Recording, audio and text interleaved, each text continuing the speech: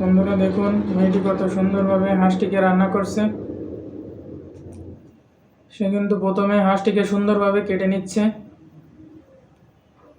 হাঁসটিকে কিন্তু সে সুন্দরভাবে দেখতে পাচ্ছেন কেটে নিল। অসাধারণভাবে কিন্তু সে হাঁসটিকে কেটে নিচ্ছে।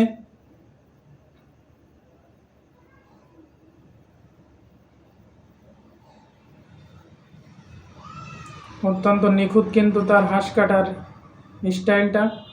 অন্য আরেকটি পাত্রে কিন্তু হাঁসগুলোকে তুলে রাখলো এবং সেটিকে পানি দিয়ে সুন্দরভাবে ধুয়ে নিল এবং অন্য আরেকটি পাত্রে কিন্তু হাঁসগুলোকে সুন্দরভাবে পানিটি ঝরিয়ে নিল এবং অন্যান্য সবজিগুলোকে কিন্তু সে কেটে নিচ্ছে। সবজিগুলোকে কিন্তু অন্য আরেকটি পাত্রে রাখলো, মরিচগুলোকেও কেটে নিল, ক্যাপসিকামটিকে কিন্তু সে সুন্দরভাবে কেটে নিচ্ছে এবং পাত্রে রেখে দিল। আদাগুলোকে সুন্দরভাবে কেটে নিল এবং রসুনগুলোকে কিন্তু সুন্দরভাবে ছাড়িয়ে নিল এবং রসুনগুলোকে সে কুচি কুচি আকারে কেটে পাত্রে রেখে দিল। পেঁয়াজগুলোকে সুন্দরভাবে কেটে নিল। অসাধারণ কিন্তু তার পেঁয়াজ কাটার স্টাইলটা।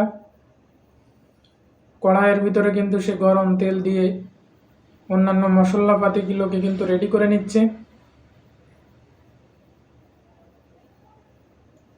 দেখতে পাচ্ছেন সুন্দরভাবে কিন্তু সে মশলাপাতিগুলোকে রেডি করছে। গোস্তগুলোকে কিন্তু সে তার ভিতরে দিয়ে দিল।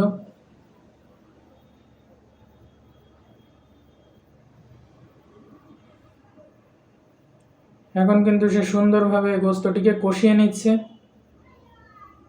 সবজিগুলোকেও কিন্তু সে এর ভিতরে দিয়ে দিল, ক্যাপসিকাম সহ মরিচ সহ অন্যান্য উপকরণগুলোকে কিন্তু সে এর ভিতরে দিয়ে সুন্দরভাবে মিক্সিং করে নিল। পর্যাপ্ত পরিমাণে লবণ হলুদ সে কিন্তু এর ভিতরে দিয়ে দিল এবং একত্রে কিন্তু একটি সুন্দর মিক্সার কিন্তু সে তৈরি করে নিচ্ছে। এর ভিতরে সে পর্যাপ্ত পরিমাণে পানি দিয়ে দিল এবং এটিকে রান্না করার জন্য দিয়ে দিল এবং এটি কিন্তু এখন রান্না হয়ে গেল। অন্য একটি পাত্রে কিন্তু সে এগুলোকে তুলে রাখলো এবং এখন কিন্তু এটি একদমই খাওয়ার জন্য তৈরি। ভিডিওটি ভালো লাগলে অবশ্যই চ্যানেলটিকে সাবস্ক্রাইব করে দিয়ে সাপোর্ট করুন এবং এমন নতুন নতুন রান্নার ভিডিও পেতে চাইলে অবশ্যই চ্যানেলটিকে সাবস্ক্রাইব করে দিয়ে পাশেই থাকুন। আশা করি ভিডিওটি আপনাদের ভালো লেগেছে। ভিডিওটি ভালো লাগলে অবশ্যই চ্যানেলটিকে সাবস্ক্রাইব করে দিয়ে পাশেই থাকুন এমন নতুন নতুন ভিডিও পেতে।